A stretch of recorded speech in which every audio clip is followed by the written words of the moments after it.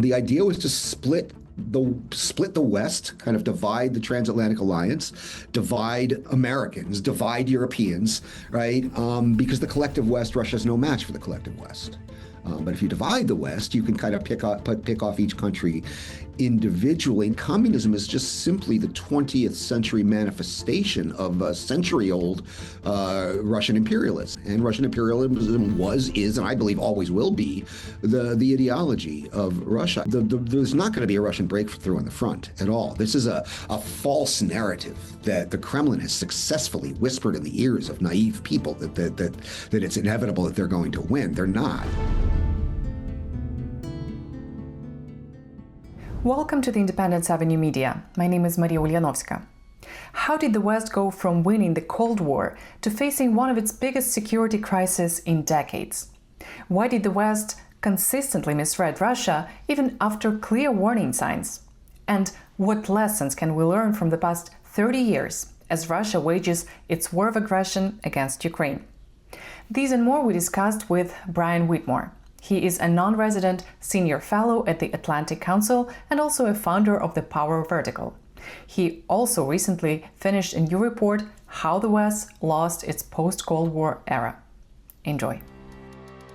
I want to begin with how you start your report. You're saying that the West was fooled by the illusion of Russian politics and missed its essence. For the past 3 decades, many Western assumptions about Russia have been flawed.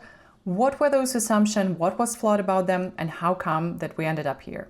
Largely, the West was fooled that Russia could be kind of enticed into being a status quo power, could be enticed into kind of buying into the rules-based international order that came in at the end of the Cold War, when Russia never had any intention of doing that. And the West looked at the theater of Russian politics. And when I explain this to my students, I always have to say, when you look at Russia, it can be confusing because they have all the stuff we got, right? They got a president and they got a legislature and they have courts and they have elections, but none of these things are like the stuff we have.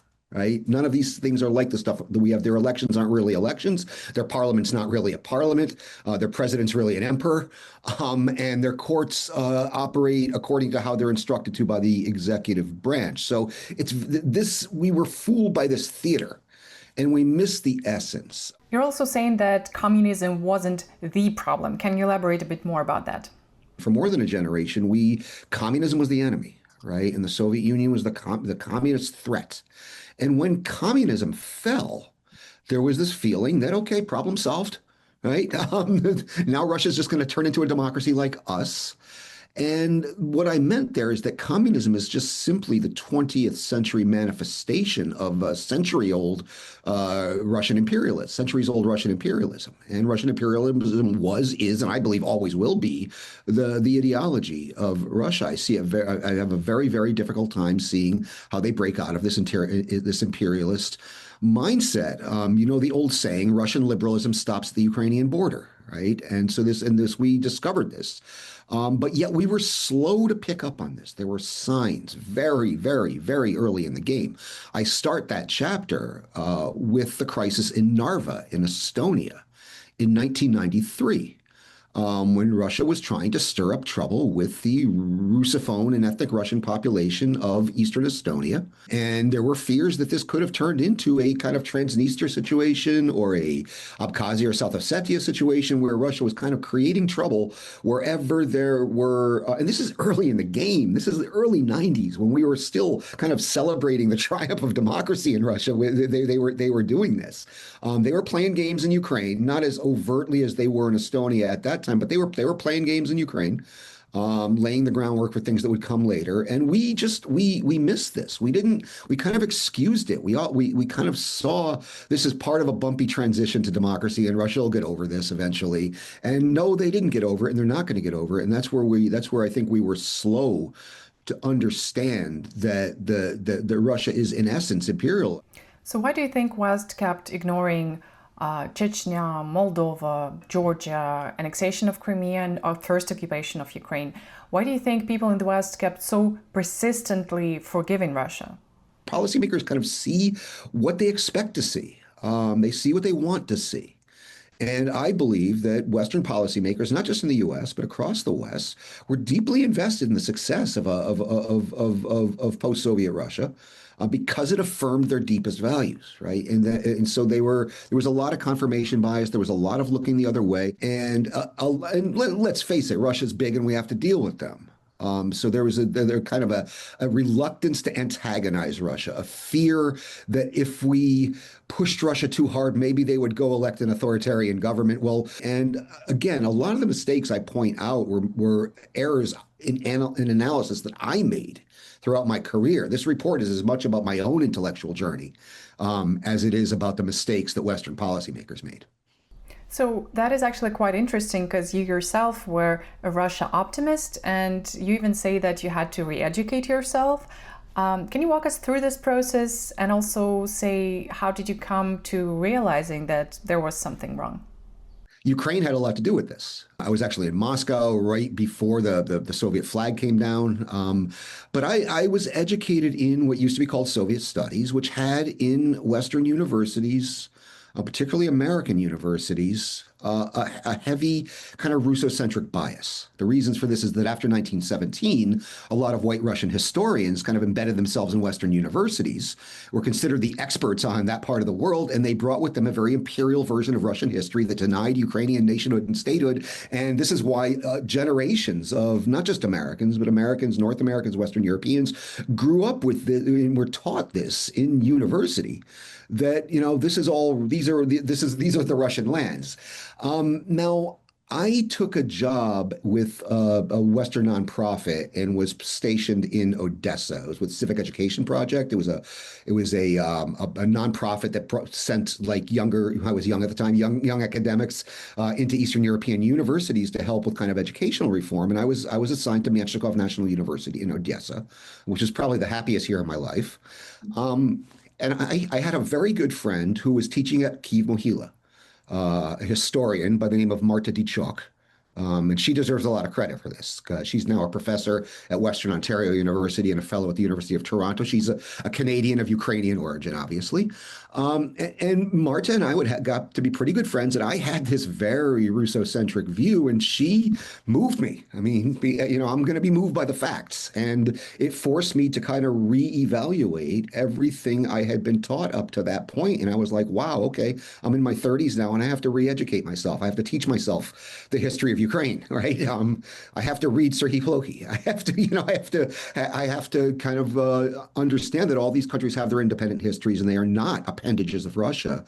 And that was really the big intellectual turn for me. In your report, you analyze the consequences of the mistake of thinking that Russia wants to be a democratic state. The current administration of the US has a perception that Russia wants peace, despite Russia continuing its war of aggression in Ukraine. So how do you think this perception influences the peaceful process that US now leads? You kind of have to bracket out the current administration because it is so unique in so many ways. But even traditional administrations, the Biden administration did a lot of, I mean, I think they did a lot of, after February 22nd, 2022, they did a lot, but they were still reluctant. I called it fear of victory because I think there was a fear. I know there was a fear that if Ukraine had an unambiguous victory, Russia might do something crazy like use a nuclear weapon. And Russia plays into this. This is part of their kind of this old KGB tactic of reflexive control to kind of shape the information environment in a way that forces your interlocutor to behave the way you want them to behave. So we saw this with even more traditional administrations, and we certainly saw it with the Obama administration back in 2014. I think both parties made mistakes, and both parties did move in positive directions. I mean, Bill Clinton did enlarge NATO. and got that ball rolling, right? George H.W. Bush did enlarge it into the former, or pushed for its enlargement into the former Soviet space and tried to get Ukraine and Georgia membership action plans at the Bucharest summit. So I mean, it wasn't all bad. Carr argued that the policymakers in the beginning of the 20th century didn't understand how the world was changing. The world was changing beneath their feet, and the same was happening at the moment of our supreme victory in the Cold War, which led to what I call the loss of the post-Cold War. But you also argue that Russia has a lot to do with the decline of Western liberal values. There was an explicit policy to do this. What kind of got my attention on this was reports. I didn't see the actual report, but there was a Kremlin white paper that came out in 2013 called Vladimir Putin, World Conservatism's Leader. And this report was recommending, it was from the Center for Strategic Communications, which is a Kremlin-connected think tank, which is often used to float policy ideas.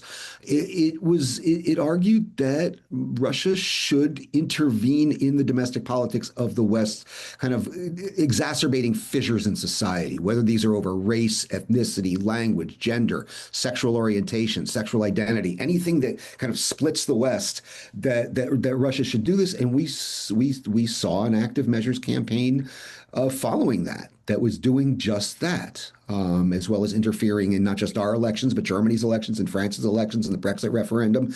The idea was to split the West, kind of divide the transatlantic alliance, divide Americans, divide Europeans, right? Because the collective West, Russia is no match for the collective West. But if you divide the West, you can kind of pick off each country individually. Now, I don't want to put all of this on Russia because it wouldn't be correct. A lot of this, Russia was pushing on an open door. What happened to our politics after the Cold War was that in the absence of the gravitas of the Cold War, our politics became trivialized, they became tabloidized, they became gamified, right? And Russia learned how to hack that game. The other thing I argue is that at the end of the Cold War, in contrast to the end of the Second World War, there was a social contract at the end of the Second World War that was inclusive, that was kind of designed to raise the working class up, to make them part of the middle class, to kind of so there wouldn't be this underclass and this inequality that opened the door in the 30s to communism and to fascism. And this was very consciously done in the post-World War II period. In the post-Cold War period, it was a winner-take-all economy. It was a hyper-liberalized, hyper-privatized, deregulated economy, which created a lot of economic growth, but it also created a lot of inequality in an underclass that was susceptible to demagogues. But Russia understood that, and they were pushing on it. Putin was kind of tapping in to global skepticism about institutions, lack of the kind of rising declining public trust across the world, rising polarization. A lot of people in the West are now saying that Putin is the problem, it's Putin's war. Do you agree with that? No, it's a systemic problem. I mean, Putin didn't come out of thin air, right? He emerged out of a society. This is where I have arguments with my friends in the Russian opposition community and emigre community about this, because I don't think the problem is Putin. What did Gleb Pavlovsky say years ago? He said, when Putin falls, he'll fall in one day and be replaced by somebody exactly like him. And it might not be exactly like him. It could be somebody that kind of plays the role of a liberal, right, and fools the West. But that imperial instinct isn't going anywhere, I don't think. The one thing that could do it is an absolute decisive win by Ukraine in this war that kind of causes a catharsis inside of Russia. And this is the reason I always say in Washington, like a mantra, the best Russia policy for America is a good Ukraine policy. I mean, I believe Russia's already lost Ukraine. I don't believe Ukraine was ever its to lose, but I think that they have to understand that they've lost Ukraine and that it's gone forever, and that Ukraine is embedded in Europe, and certainly in the EU, and I would favor in NATO as well. But there has to be that shock to Russia, that catharsis. So if we take this theory and put it into practical terms of the US current approach towards Ukraine, Russia, and the war, we see that the Russian energy sanctions have been lifted. Russian frozen assets are currently out of the picture, as well as the question of accountability for Russian war crimes in Ukraine. Do you think this administration's current strategy is successful towards this ending this war? And do you think the US policy should change somehow? Well, that's presuming the U.S. has a strategy right now, because I don't see a strategy. I just don't see one. If a more traditional administration comes in 2028, there is a path to victory and accountability here. This means resuming the support that Ukraine was getting in the previous administration and even increasing it, despite the loss of support from the U.S. right now, despite the hopefully temporary lifting of sanctions just by the U.S., not by the Europeans or the Canadians. Despite all that, Ukraine's actually doing quite well on the battlefield at the moment. In February, they gained territory for the first time in a while. There's not going to be a Russian breakthrough on the front at all. This is a false narrative that the Kremlin has successfully whispered in the ears of naive people that it's inevitable that they're going to win. They're not. It's very that much is very clear to me. The worst case scenario is the conflict freezes where it is now, which is not acceptable to me. But that's the worst case scenario. No, I see a path to victory, but it's going to have to entail the West kind of either the Europeans stepping up, and they are stepping up right now, and hats off to them for that. It's going to entail kind of the cutting edge warfare technology that Ukraine's developing now in terms of drones that are quite a bit in demand in the world, given from President Zelensky's recent visit to the Gulf. But the West can step in and help Ukraine do that at scale, at a massive scale, in addition to providing more traditional weapons. So no, I am more optimistic about the outcome of the war than a lot of people. I do not buy into this defeatist narrative. We're certainly not helping matters right now. So, do I understand correctly that you believe in this only if Ukraine holds up till the next presidential election, and you're not very optimistic with the current administration? I've learned not to count the Ukrainians out time and time again. So even under this administration, I think they can do well. I think they are very deftly handling an extremely difficult diplomatic situation. And whatever one thinks of President Zelensky, he deserves a lot of credit for handling this in a very, very skillful manner.